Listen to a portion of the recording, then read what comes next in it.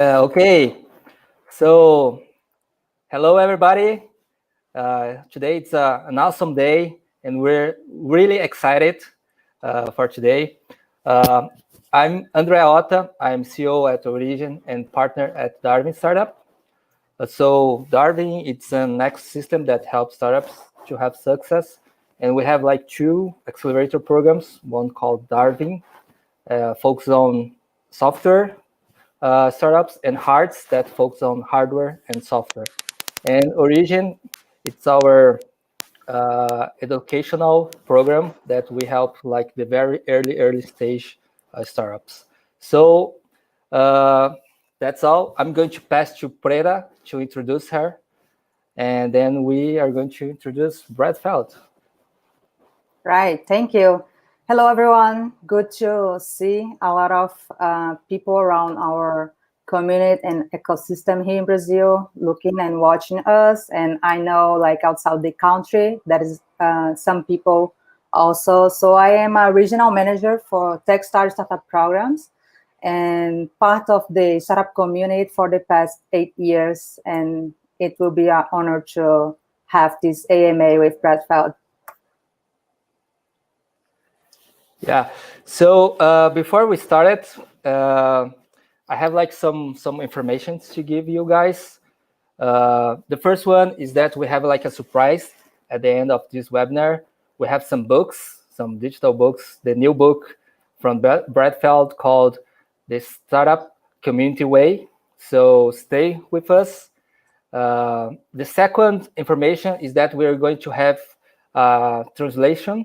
So we have like a link, a Discord link. We're going to send the link at the chat. So if you wanted to listen in Portuguese, you can access this link. We also have like a partnership with ABS Startups, Startup SC, Sebrae Santa Catarina, and Darwin. So thank you everybody and all these organizations that help us to bring like bring Brad Feld with us. And we're going to do some questions to Brad Feld. It's an AMA, so ask me anything. So guys, if you have any question, feel free to ask Brad Feld. You can ask sending your question here at the YouTube chat. So feel free to ask Brad Feld. So Preta, would you like to introduce Brad Feld? Sure. So just to start, starting like about Brad before he said hi and he said whatever he wants. So we are here to hear him. Brad has been an early stage investor and entrepreneur since 1987. Prior to co-founding Foundry Group, he co-founded Mobile's Ventures Capital. And prior to that, founded Intensity Ventures. Brad is also one of the co-founders of Techstars, a writer and speaker on venture capital investing and entrepreneurship. Brad has written numbers of books as part of the Startup Revolution series and writes the blogs Feld Thoughts and Venture Deals. Brad holds Bachelor of Science and Master of Science degrees in Management Science from MIT, and art collector and long distance runner. Has complete 25 marathons as part of his mission to finish marathon in each of the 50 US states. So he lives in Boulder, Colorado. Brad, you want to say hi? Any words for Brazilians and people outside the country that are watching us before we start questions? Hi, everyone. It's great to be here, and I really loved the times that I've been in Brazil. And really felt really welcome and really interesting and fun times, and so it's a delight to be here today with you. Great, yeah. And it's a lot easier today. I don't have to fly 14 hours to get to you. I just have to like log into the right thing on the screen. Yes. Yeah, some good things that we can find at this time to have people like it's outside the country at this moment. So I'd like to start off by talking about something in the context of entrepreneurship that I find fairly simple to understand, thought quite complex to put in practice. I'm talking about the concept that you bring about that exists with the ecological nomenclature of community, where all living beings, like including species of plants, animals, and other organisms interact with each other and with their non-living environment to form a greater ecosystem. So in the field of entrepreneurship, communities are made up of people and organizations. So they often adhere to the values and virtues of the entrepreneurial community, with the most important of these being to do what is right for founders. After all, without founders, there would be no startup community entrepreneurship ecosystem. While this may seem obvious, and it is one of the most violated principles in a startup community, exploratory behaviors to gain a short-term advantage is destructive in the long run, and is especially detrimental to the long-term growth of developing community. So the question is, why is it difficult for a lot of people, particularly those new to startup communities, to foster a culture primarily focused on supporting entrepreneurs as the main means of developing a flourishing ecosystem? So it's a dynamic of a couple of things that are happening at the same time. One of them is just human nature. And in some ways, the principles of a startup community, which if you read my first book in 2012, I referred to as the Boulder Thesis, at the time in 2012 were not obvious at all. And in fact, the phrase startup communities didn't exist. When the book came out in 2012, I started working on it in 2010, which was just as we were starting to think about coming out of the global financial crisis. And we had this phenomena globally where I think most people, people at a macro level, governments, economists, prognosticators, public figures, started talking about the importance of innovation and entrepreneurship as a way out of the global financial crisis. But there wasn't really clarity on what any of that meant. When I came out with this book, Startup Communities, the phrase didn't exist. So that was where the phrase got invented. And I had these 4 principles called the Boulder Thesis. The first was that the leaders have to be entrepreneurs. The second is that you have to take a very long-term view, at least 20 years from today. The third is that you had to be inclusive of anyone who wanted to engage. And the fourth was that you have to have activities and events that engage people in entrepreneurship, stuff like Techstars accelerators or startup weekends, not just cocktail parties between, wealthy people and successful entrepreneurs or Entrepreneur of the Year awards. Those are fine, but they're not sufficient.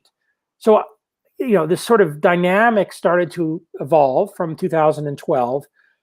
And I had this premise that you could build startup communities anywhere in the world. Boulder is only 100,000 people. So my assertion was that any city with at least 100,000 people should be able to create a startup community.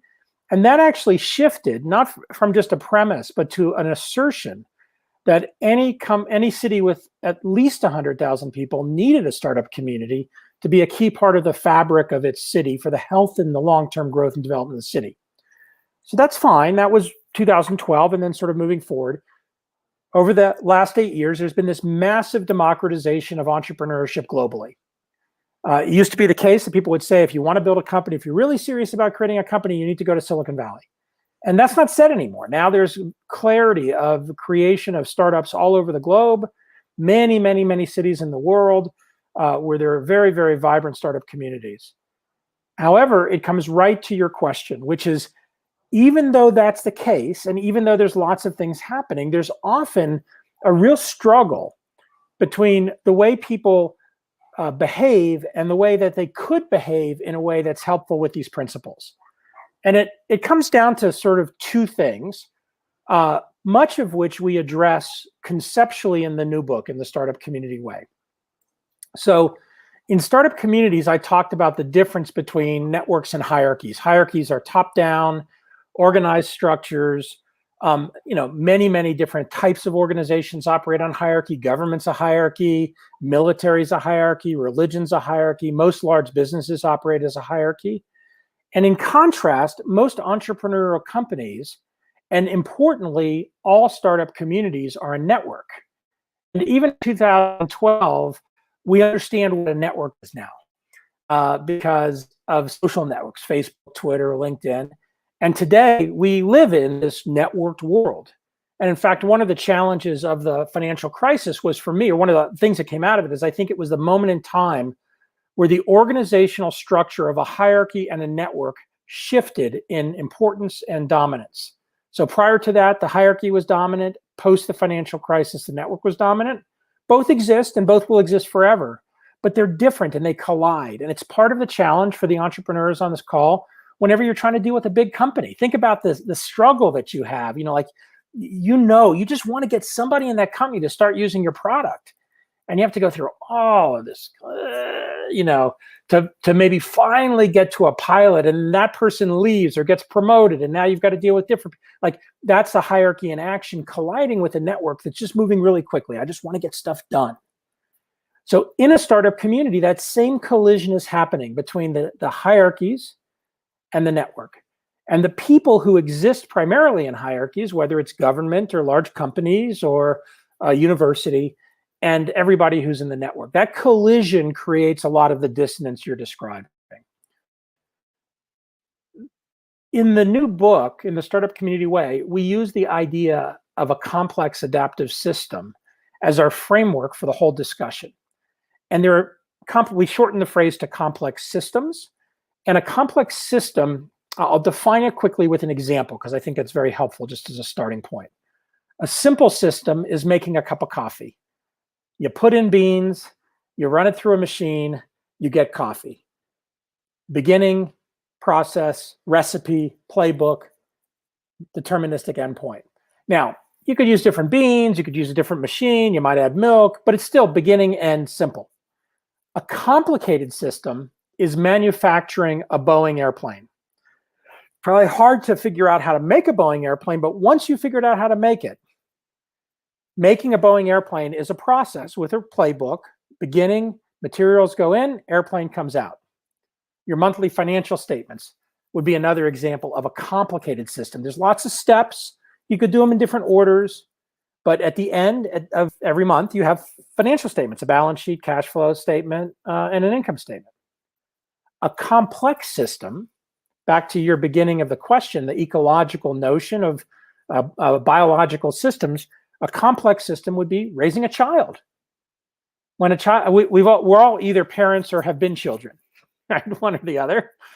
By the way, if you think about when you're, growing up, if when you were born, your parents had said on day one, in 20 years, this is what my child will be doing. And in 25 years, this is who my child will be married to and where they will be living and what they will be doing for a living and how they will spend their time. I can almost guarantee you that you, when you're 25 years old, will not be doing that because you'll rebel against your parents, natural. And more importantly, you'll probably have to do a lot of therapy to get over the injury from your parents trying to control everything you do. It's a complex system. Like stuff happens, you impact the child does things, other stuff happens, and the child sort of evolves. And lots of those things influence the child positively or negatively, but the evolution of that child over time doesn't follow a rule book. Again, biological systems are complex systems, and so you can understand them. By the way, the crisis we're in, COVID, is a complex system, and it's not just one complex system. It's at least three, and in the United States, there's now a fourth. The three are the health crisis, the disease, COVID itself. That generated an economic crisis. We had a very strong economy before COVID. That's generated a mental health crisis. we're not used to as humans being in our house 24 hours a day, 7 days a week. Some humans like me really like it, really enjoy it, but many people don't. And, forget about the challenges if you have 3 kids and you're in a 2-bedroom apartment and both partners, spouses are working, and you got to get food and you got to teach your kids school, and your head explodes, right? So that's real stress. And then in the US, we now have the amplification of a racial equity crisis. It's been going on since the beginning of the United States, creation of the United States. All of those are complex systems, and they're all interacting with each other. And if you go into the language of complexity theory and the language of complex system, you have words like emergent behavior, emergence, things that emerge out of stuff. Nonlinear behavior, where things don't follow on a line, but they follow on a geometric curve.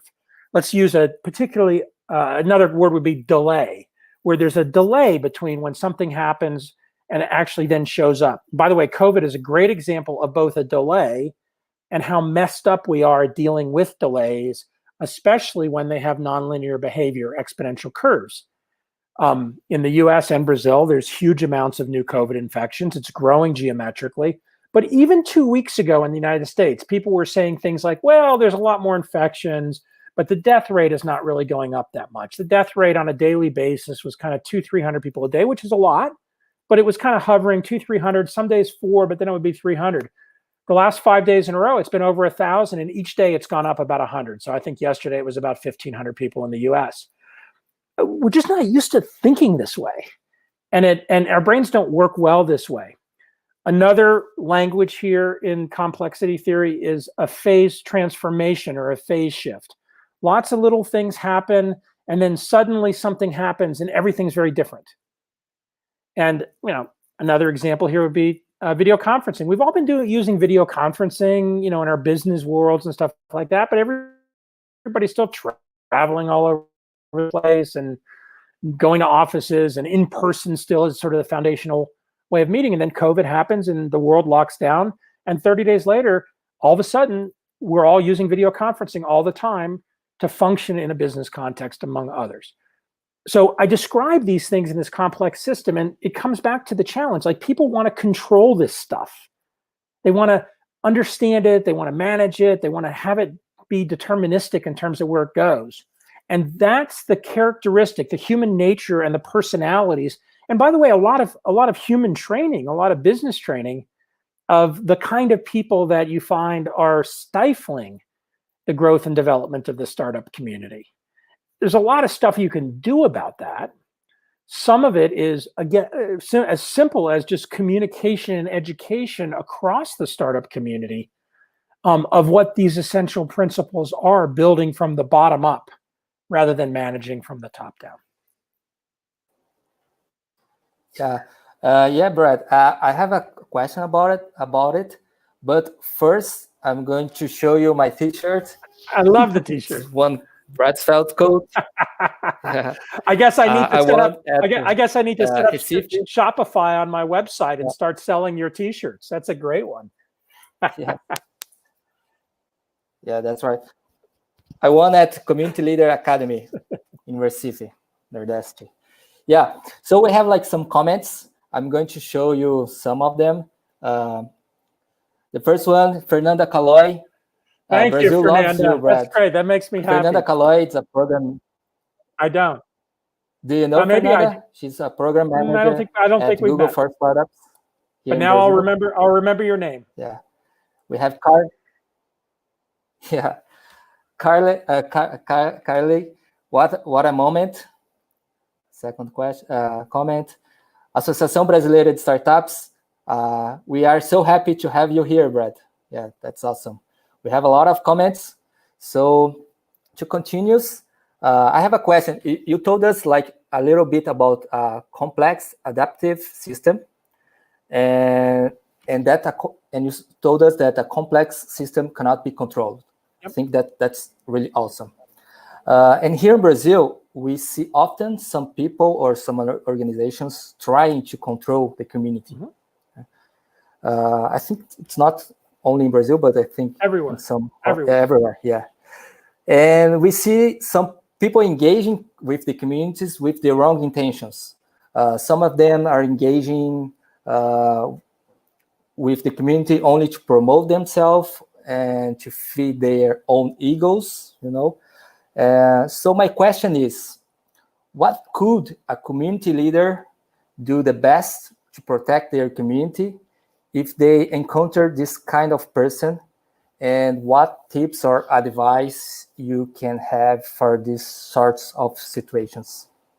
So several things that are really important. One is, don't lose sight of the idea that part of the goal of a startup community, or part of the Boulder Thesis, the principles are to be inclusive of anyone who wants to engage in the startup community. So even if somebody shows up and doesn't necessarily have a frame of reference that's consistent or analogous with how a complex system works, or naturally how a startup community works, at the beginning, assume good intent. And this is really important. It's very easy when somebody shows up with a different frame of reference to be suspicious, to reject them, to sort of not want to have to engage with them. But start by assuming good intent. Assume that they don't actually have a frame of reference and an understanding of what how things function. A simple thing to do is give them a copy of the First Startup Communities book. Another thing to do, especially if they're from an important organization or an organization you want to engage in the startup community, is get a group of people together and have an informal, non-threatening conversation, right? It's not the I'm going to tell you what the answer is kind of conversation. It's a let's talk about what's going on and sort of what your organization needs and what your motivations are and what your goals are and what our goals are. So try to be inclusive. The second is, in the first book, I set up two categories: leaders and feeders. And some of you, if you read the first book, you recognize that language. Leaders were entrepreneurs. Feeders were everyone else. And that was a mistake that I made in the first book. I got many things right. And in fact, the leader-feeder separation is correct, but I made a mistake. And there were several in there. One was, I inadvertently created a one-up, one-down relationship between leaders and feeders. It's not that leaders are better than feeders, it's that they're different. And I should have used like neutral words like apples and papayas instead of leaders and feeders. It wasn't one-up, one-down, they're just different. Second mistake that I made was, hold up your t-shirt again. I didn't give a voice to community leaders. So there are many people in a startup community who play leadership roles who are not entrepreneurs. And that was inadvertent. Like, I didn't really think that all the way through. And you write a book, you learn. And so in the second edition of the book, and now in the Startup Community Way, Ian and I created three categories: leaders, feeders, and instigators. Leaders and instigators are people. Feeders are organizations. Leaders are entrepreneurs. Instigators are leaders in the startup community who are not entrepreneurs. So there is a difference, but we gave a voice to everyone that's not an entrepreneur. You could be, an executive in a startup. You could be an executive in a big company. You could be somebody that works at the university. You could work in government. You could work in a nonprofit. If you're in those organizations, but playing a leadership role, you're an instigator. The organizations themselves cannot be the leaders. So people have to be the leaders, not the organizations. In addition, there is no hierarchy. I'm going to use that word again. There's no hierarchy in the leadership, right? When I say everybody needs to be inclusive of anyone who wants to engage in the startup community at any level, that includes at leadership. So there isn't a president of the startup community or a vice president of membership or a vice president of education. That's nonsense. It's just a bunch of people who are playing leadership roles. Interesting. I'm watching the chat. There's something fun going on in the chat. I'm trying to figure out there's something in the chat. It distracted me. Anyway, in the leader-feeder instigator dynamic, powerfully, those instigators, in a lot of ways, play extremely important leadership roles, because as individuals, they're leaders, but they're also the connectors back to their organizations. and the organizations can play very important roles. Last comment on this, and then I saw a note about bad actors, and I just want to make a comment about that quickly. In the new book, we separate between a startup community and an entrepreneurial ecosystem. And they're very different things, and they're often conflated. And a lot of times people say startup ecosystem, they say entrepreneurial community, they're different. The goal of a startup community is simple. It's to help entrepreneurs succeed. The goal of the startup community is to help entrepreneurs succeed. The goals of an entrepreneurial ecosystem are generally bigger and different than just helping entrepreneurs succeed, right? Government has different motivations. Universities have different motivations. Large companies have different motivations than just helping the entrepreneurs succeed. By the way, they have to include helping entrepreneurs succeed as their motivation. And this is where a lot of the conflict comes in. When the motivation starts to diverge from helping entrepreneurs succeed. And bad actors, when they show up in a community, they're often not focused on the goal of helping entrepreneurs succeed. And again, if you assume good intent, the focus on the bad actor could be, well, the bad actor in that mix, let's try to engage with her in a way that she'll learn how the startup community is actually functioning. Over time, my own experience is most startup communities behave like an organism, right? Let's come back to complexity theory. And the bad actor sort of gets marginalized or disengages. It's sort of like if you're in a comment system on a blog or you're on Twitter and somebody's just trolling everybody. All they do is they just troll and troll and troll. And anytime you say something, the person says something obnoxious or adversarial or contradictory. If you pay attention to that person, they continue to do it. And then, at first you try to engage the person because you want to be inclusive, but at some point you're like, this person's just gonna be a jerk all the time. Just ignore them. And if you ignore them, they go somewhere else. And so in some ways the organism adapts. By the way, sometimes when people who are bad actors are bringing up and make clear some challenges in the startup community. And so it's useful to view that as potentially inputs into evolving and making your startup community better. Amazing, amazing. Before we go live, I was talking to Brad that he is our pop of community development. And the startup community is our Bible, but we have a second testament that it's the startup community way. So yeah, I love how simple you explain things that it's really complex. And something like I was reading this new book. It's like how you use an old idiom that you include in the book, that it's you can't see the forest for the trees. Startup communities are systems that exist within other systems. So like the way that you explain, how, like they are a subset of actors and factors within entrepreneurial ecosystem, which is a subset of innovation ecosystem, which is a subset of economy, which is a subset of society.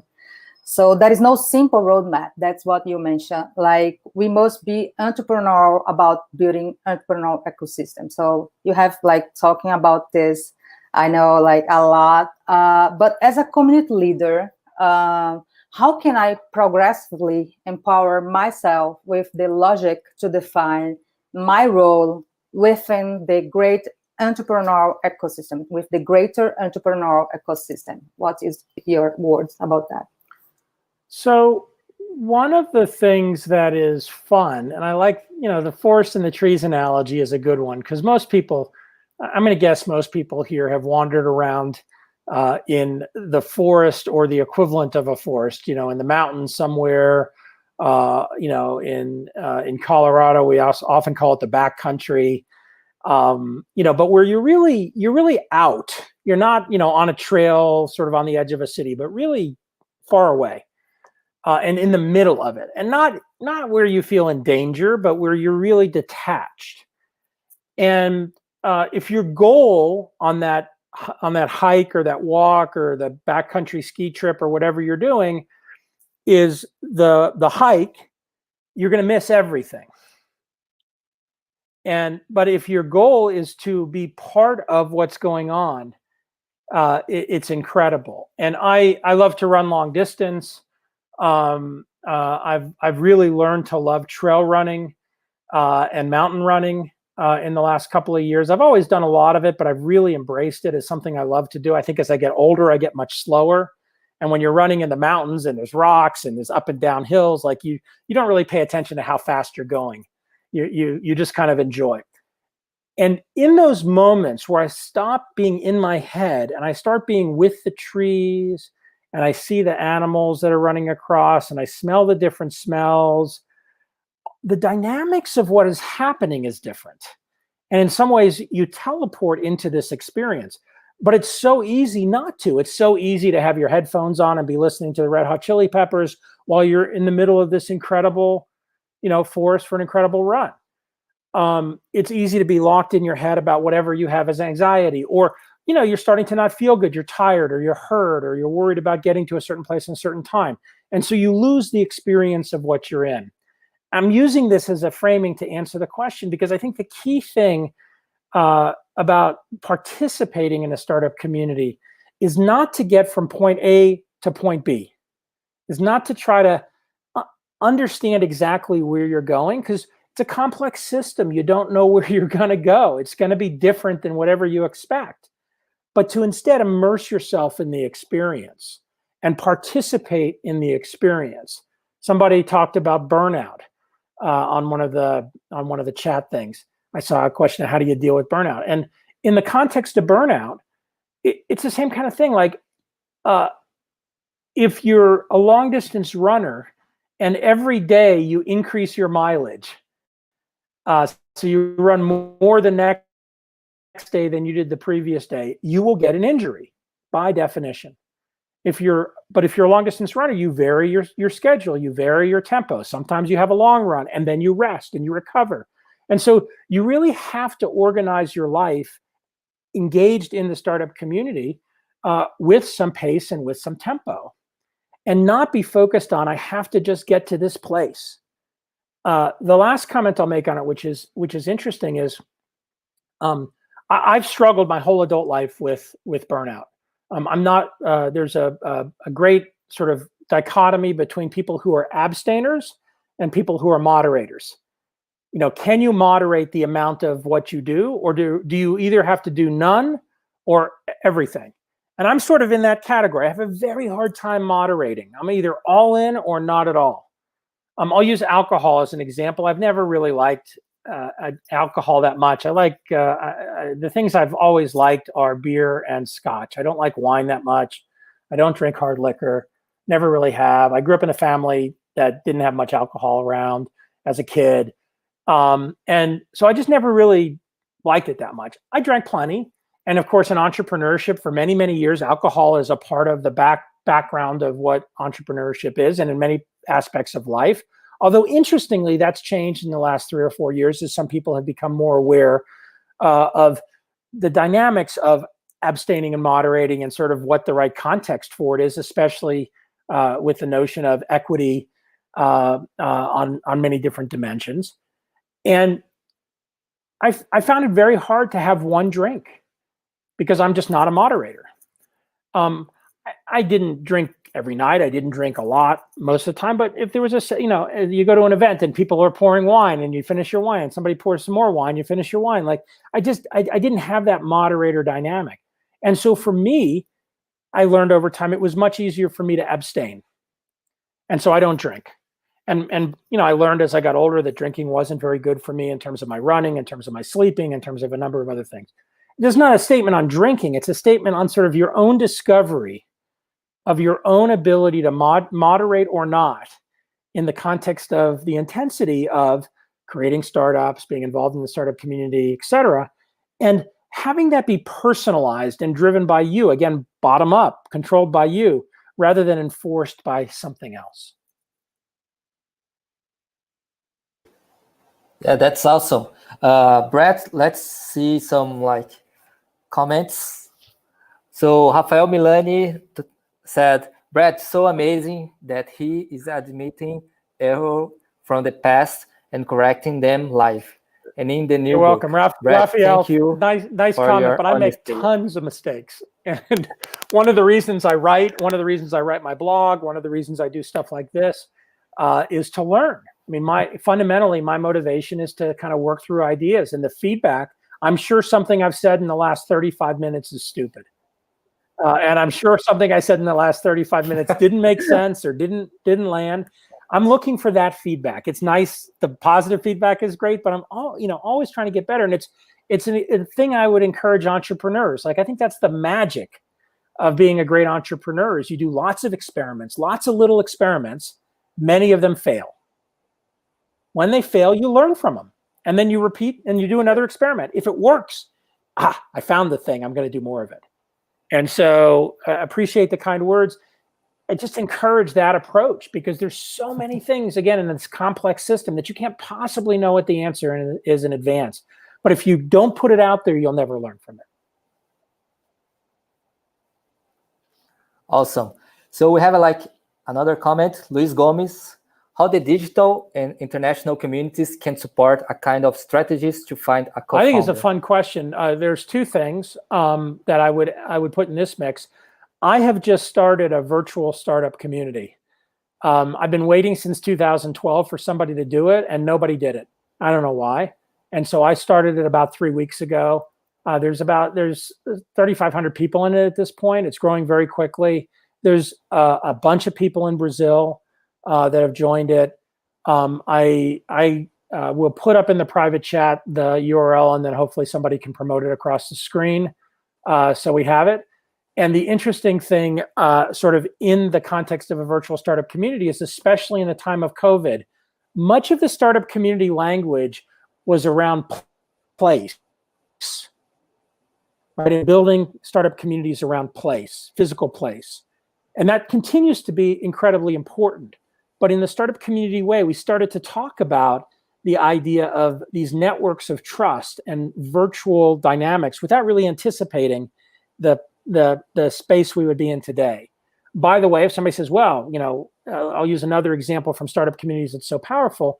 I'm an active participant in the virtual startup community, but I'm not managing it. I just put it up and off it goes, right? There's lots of people who are moderators, not just me. Lots of people are contributing huge amounts of content, and they're helping sort of organize it into different channels in different ways. And it's sort of this evolving organic thing. It comes back to your question, which is there are so many things that you can find when you engage with the startup community. And if you're looking for a co-founder, for many years, when somebody says, where do I find my technical co-founder? I say, well, go hang out where technical co-founders hang out.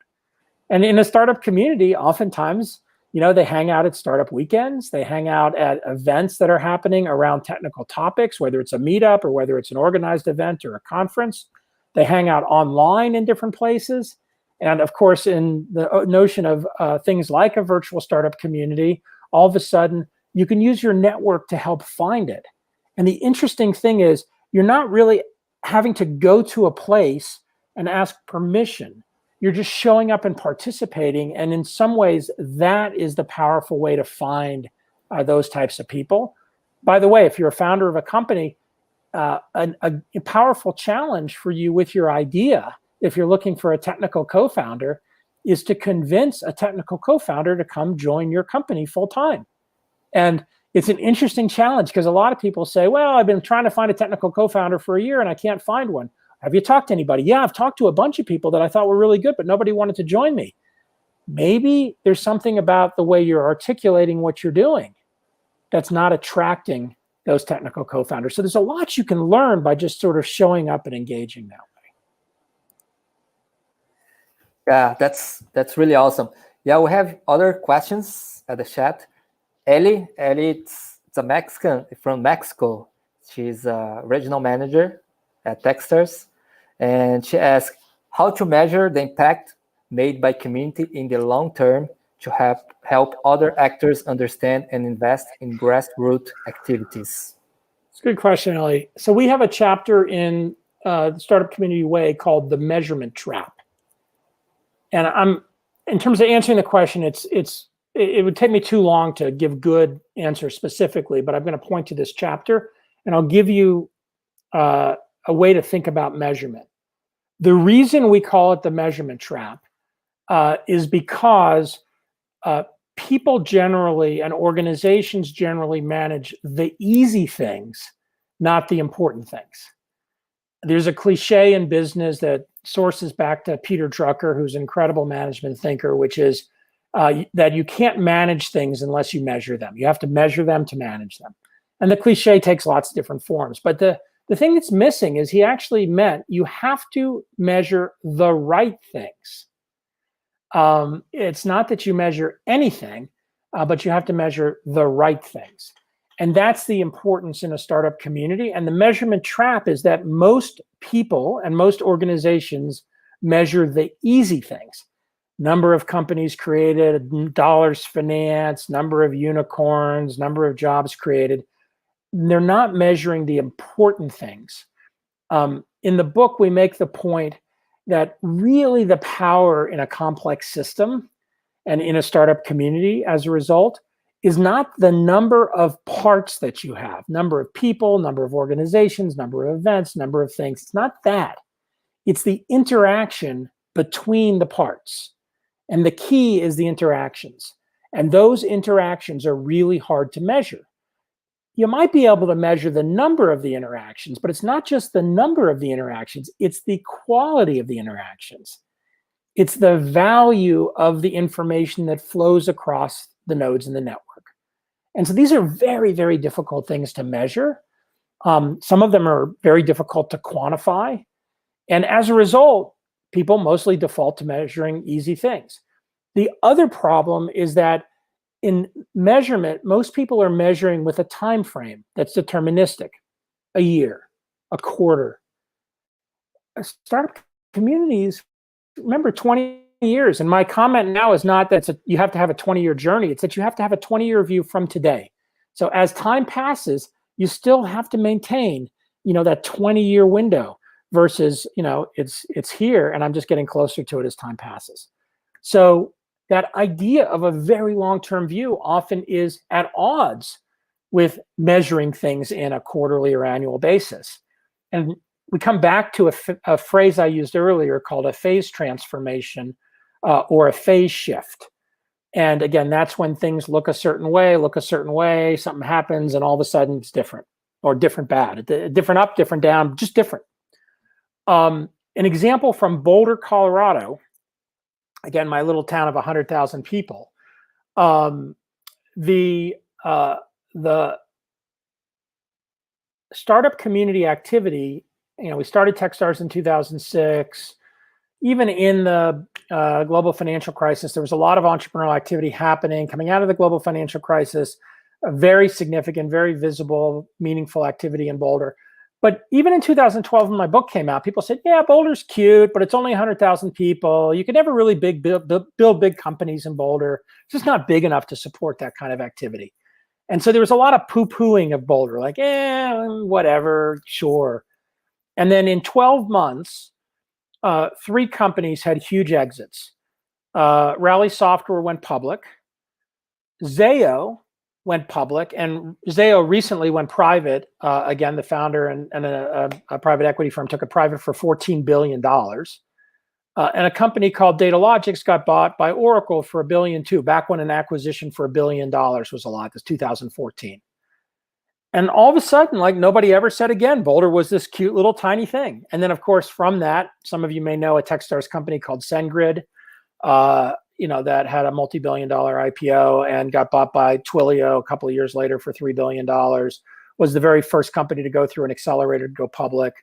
The sort of the conversation of, oh, Boulder's small and cute went away. That's a phase transformation. And just like none of the measurements would have correlated with anything to do with that specific phase shift. And again, I didn't answer the question directly, but sort of a lot of context around measuring the important things rather than the easy things. Amazing. I think that we have one more question from the audience. But it's a question that you mention a lot in your two books. It's about how, like, founders are usually really busy on their business, and it's hard to engage, like, how we serve as a leader or community leader or government or institutions, corporations does not, like, sometimes know how to support. So how do you how to deal with that, like, they are really busy, and like if we think founders should be like supported, etc., how we can do that with this situation that founders are really busy? Well, it's a fun one to play with for the following reason. It's part of that mistake I made in that first book, right? The leader, feeder, instigator, where I didn't give a voice to the instigators, many of whom their full-time job is to work on the startup community, right? They work for an organization, and their job in the company they work for is to help, as an instigator, help grow and develop and lead the startup community. The entrepreneurs are running their company, so they can't possibly spend 100% of their time on it. And, Google did a really fun thing when they were young, and they talked about 20% time and allocating some of your time to other things that were interesting to you. And I co-opted that a little bit in the book and said, spend 10 or 20% of your time as an entrepreneur working in and around your startup community. But importantly, I said, be selfish. Do things that help you and help your business and are interesting to you and are interesting to your business. Nothing wrong with that. And I'll give an example. This is 2010 or 11. And there's, a lot of these ideas that I had around startup community were starting to be talked about in Boulder, and I was trying them out on people. And an entrepreneur, successful entrepreneur, came up to me and said, Brad, super nice, really cute. I like your ideas. They sound interesting, but I don't know how. I don't see any way that I could possibly engage in the startup community the way you're describing it. I was using the phrase then, give before you get. Put energy into the system. It's now been hashtagged by Techstars and as hashtag give first. But I would say things like, come on, just put energy into it. You don't know what you're going to get back. Don't try to define it up front. Just get involved. And I said to this CEO entrepreneur, I said, what's your biggest problem? I said, just tell me your biggest problem in your company. And he thought about it for a second. He says, I'm having a really hard time hiring iOS developers. And this was, again, 2011, 2012. He just couldn't find them. Whether they existed or not, he just couldn't find them. And he had a fast growing application, iOS app, and they were dying. And I said, all right, well, how about this? Try something for a year, do it once a month for a year. And at the end of a year, let's talk. So don't do it once, do it 12 times. He said, what? He says, host an iOS meetup at your office. There's a piece of software called meetup.com, go on the web, create, Boulder iOS meetup. Tell all your CEO friends and all your employees to advertise it around on Twitter and tell their friends about it. Offer free pizza. Just have free pizza. That's all you need to do in your office. And invite anybody that wants to come. And have you have 5 iOS developers. How many do you need? He says, if I had 15, I'd be great. You got 5. Have your 5 iOS developers essentially host the first one. They don't have to host them all, but host the first one. Come up with a topic and do a presentation and talk about whatever the issues are. And worst case, if the only people that show up are the 5 of them, you have some pizza. And, I said, do it 12 times. And we saw each other over the course of the year, and he'd say, I don't want to talk to you yet. I want to talk to you after you do it 12 times. No, let me tell you about what. Nope, don't want to know about it. 12 times. And at the end of a year, we sat down. I said, how did it go? He says, unbelievable. He says, we now have at every meetup, we have somewhere between 50 and 100 people. Most of the time, there's at least 25 people that have never been before. We're known around town, which I knew, as the hot place for iOS developers. So anybody who was becoming an iOS developer or was an iOS developer, at least was interested. Everybody wants to work here. We filled all the positions we need. We're hiring when we find great people, but we're full. And it's been great. And I said, you just did something that really meaningfully helped the startup community, right? You got all these iOS developers together on a regular basis to learn from each other, to know who they were, to interact across their companies. And like, you know, he got it, right? The light bulb had gone off of, it doesn't have to be that you do an assignment that somebody else gives you. It's that you're doing something that is additive and helpful from your frame of reference to the startup community. And by the way, if nobody's interested, then try something different. Or if you do it for a year and you get bored of it, don't shut it down, hand it off to somebody else. Say, you know what, we've been paying for the pizza. They've been coming to our company, but you know what? Hey, friend of mine that's an entrepreneur that has iOS developers, you want to start hosting it? Or you know what? We'll do it once a quarter in our office. You do it once a quarter in your office, and let's find a third to do once a quarter in their office. So you keep sort of using these things to extend what's going on.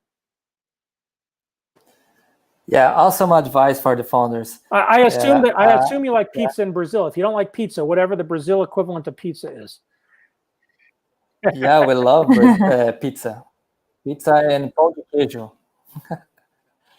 So, yeah, you told us like a really good thing that it's a give first. I know that you are writing a book called Give First, Brad Feld, and I just want to give like a tip for the public that are hearing us. There's a really good book called Give and Take from Adam Grant. It's awesome for me. It's one of my favorite books I have already read. So really good. Give and Take from Adam Grant. I'll describe Give First in a sec. Adam's book is fantastic. He and I knew each other from afar and have gotten to know each other some through some friends and have spent some time together. And Startup Communities came out about the same time that Give and Take came out. I think his came out a couple of months later. And somebody had sent him Startup Communities because there was a section in it called Give Before You Get. And that's where Give First came from. And when we talked for the first time, he knew that. And he said to me, what my book is about the individual and how individuals engage and how givers benefit more as individuals than takers. Yours is the business equivalent of that. And we had a very good, you know, he says, I at the time, he felt like he didn't have enough business context to be able to put that in the context of give and take. I would assert that Adam does from what, you know, from his thinking and his experience. But when I described to him what I was doing with Give First a number of years ago, he's been very helpful around it. And my hope is, you know, we'll see. Maybe somebody will record this and send it to him. But my hope is that he writes the foreword to Give and Take. Interestingly, for Startup Community Way, some people may recognize the title. It's an homage to Eric Ries. And Eric's first book was The Lean Startup. And then Eric came out with a book called The Startup Way. And when Ian and I were batting around titles for the book, we had a bunch of stupid titles. Probably the one that lasted the longest that was stupid was Startup Communities, The Next Generation. Like we got stuck in some Star Trek theme. And we came up with the Startup Community Way. And I sent Eric Ries an email. He's a longtime friend. And I said, it's an homage to you. And are you okay with me? You have a book called The Startup Way. This is going to be the Startup Community Way. Are you okay with that? And he says, love it. Totally got it. Because there's a lot of linkages between our work. And in the Startup Community Way, he wrote the foreword. And it was a real honor to have him write the foreword and sort of make those linkages between startups and startup communities and how startups evolve and how startup communities evolve. And so I'd love to see the same thing happen with Adam Grant. Hopefully, we'll see. Give First, again, came out of that 3-paragraph section, and it's my own personal philosophy around business. And the idea of Give First is that you put energy into a system without defining what you're going to get back at the beginning. It's not altruism. You expect to get something back. You just don't know when, from whom, over what time period, in what form, and in what magnitude. If you can get everybody in your startup community giving first, putting energy into the startup community, you get a flywheel that starts to spin and lots of interesting things start to happen. So, I do a lot of things. I have no idea what's going to come out of them. And my favorite example of that, which this audience will relate to, one of my favorite examples is Techstars. I used to do this. I got tired of doing it at some point, so I stopped. But for 6 or 7 years, I had a day a month I called Random Day. And I met with people for 15 minutes, usually a dozen to 15 people over the course of the day. And it was random, anybody who wanted to meet with me. And I had an online scheduling system. And it took a while to get on my calendar. It took David Cohen 3 months to get his Random Day meeting, which he was patient for. I didn't know him. He didn't know me. He knew of me.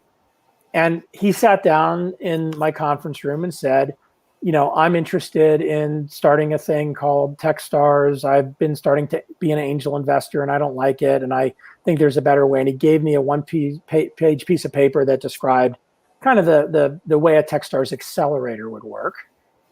And I looked at it, I read it, took me about 2 minutes to read it. And I looked at him, I said, as long as you're not a crook or a flake, I'm in. I think it's a great idea. I said, what are you looking for? And he says, well, I need to raise some money. How much? He says, a couple $100,000. And before I could say anything, he said, I'm putting in $80,000 of my own money. He had sold a company. I'm putting in $80,000. And I have my partner from my first company, David Brown, is probably going to put in $50,000. If I could find somebody else to put in some money, I'm sure he'll put in some money. And I said to David, I'm in for $50,000. Hang on a sec. And I walked out of the room. First I asked him, I said, hang on a second, how much more do you want? He says, a couple $100,000, maybe another investor. I walked out of the room. I called my friend Jared Polis, who was a successful entrepreneur and one of my good friends from when I moved to Boulder. And I called him up and I said, hey, Jared, I'm investing in this thing called Techstars. Can I tell you about it? I said, I'm investing $50,000 in this thing called Techstars. Can I tell you about it? He says, I'm good for $50,000. What is it? And, I told him, he's like, great. And I walked back in the room and I said, Jared Polis is good for 50. We're done fundraising, right? And like David walked out of the room after 14 minutes. He's like, how did that happen? Right. And it was, for me, I've invested way more money in way stupider things. But it's a good example of it. Like I just wanted to get involved in it, and I was willing to get involved in it without like struggling through a whole bunch of due diligence and understanding and, testing. And yeah, I made a few phone calls and sent a few emails to people just to make sure I knew who David was. But I use that as an example. Like the Random Day is totally give first. I have no idea what's going to happen out of those 15 meetings. And my only goal is to learn one thing from each meeting and to help each person with one thing that comes out of the meeting. And if I do each of those things 15 times in a Random Day, it feels great. Now, I used to do that. I got tired of it, as I said. And this is an important thing about all of this activity is it's not that you have to do the same thing over and over for the rest of your life. It's that you do it when it feeds you. That's a big part of Give First. It has to also feed you, give you energy. You have to really enjoy it. And when you start to find that you're not enjoying it as much, doesn't mean that it's bad. It's just like try new stuff. Amazing. Brad, you launched a startup community online 3 weeks ago. And I know there is like more than 3,000 people at this moment. So you want to share what it's happened there and talk a little bit, like people can go, like we have a circle that calls Brazil. Me and Hotta, we are moderator there. So the idea is to make discussion about everything around ecosystem environment. So I would just say, you're one of the moderators, driving the Brazil circle. Instead of I put my link up or somebody put my link up earlier, y'all should make sure you put up your link so people subscribe via your links. And I think if you put up your link, they'll end up in the Brazil community automatically if you've got it configured correctly. But I just encourage people to get involved and play around. Like, I don't know where it's going to go, right? It's, again, bottom up. And, what you're doing in the Brazil circle, by the way, people aren't limited to the Brazil circle, right? They're part of the whole community. So if you're interested in fundraising, you're interested in angel investing, or you're interested in talking about Startup Community Way, the book, or you're interested in, I think there's one for water innovation. Somebody was interested in creating a topic for water innovation.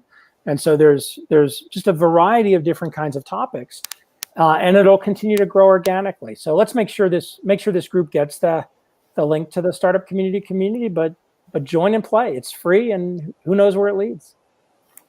Right. Yeah. Our time is coming to the end, so I'm sure we will all listen to you for more hours and hours, but you must have like more people to chat. From my side, that I would like, I don't know, André Hotta, but I'd like to hear your last words, like,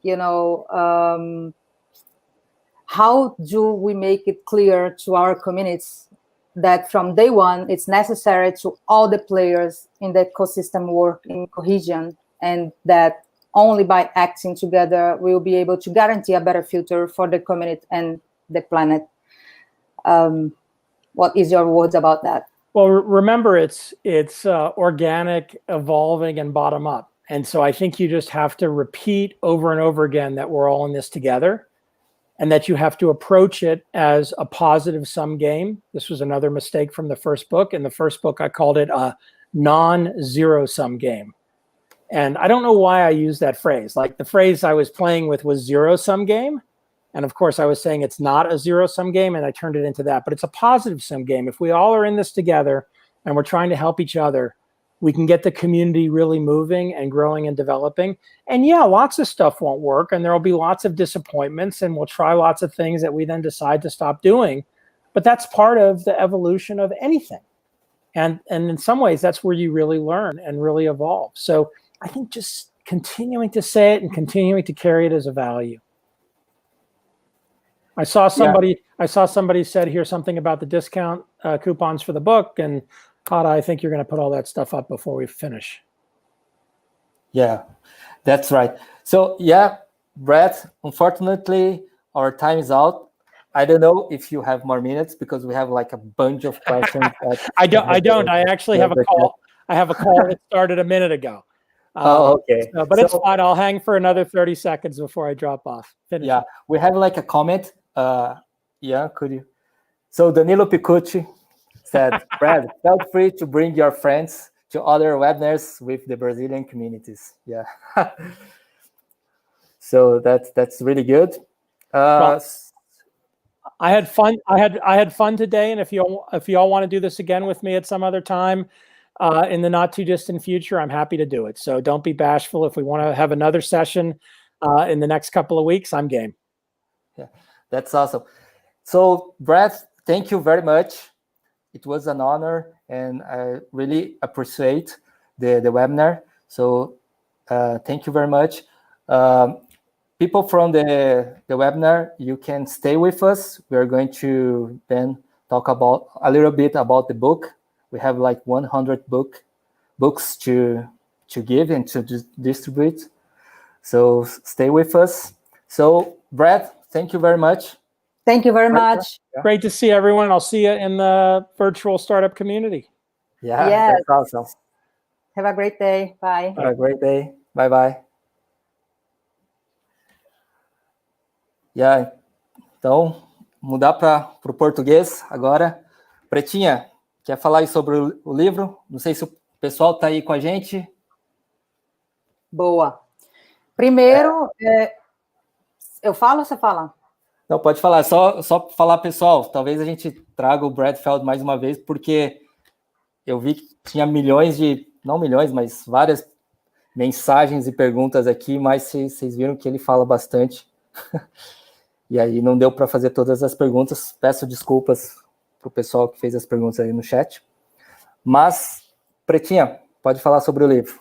Legal. Bom, primeiro eu quero agradecer a doação da AB Startups e Startup SC, né, que nos ajudou aí a fazer essa doação para vocês que estão aqui assistindo com a gente. A gente vai fazer um sorteio, não vai ser agora, mas a gente vai sortear esses 100 livros.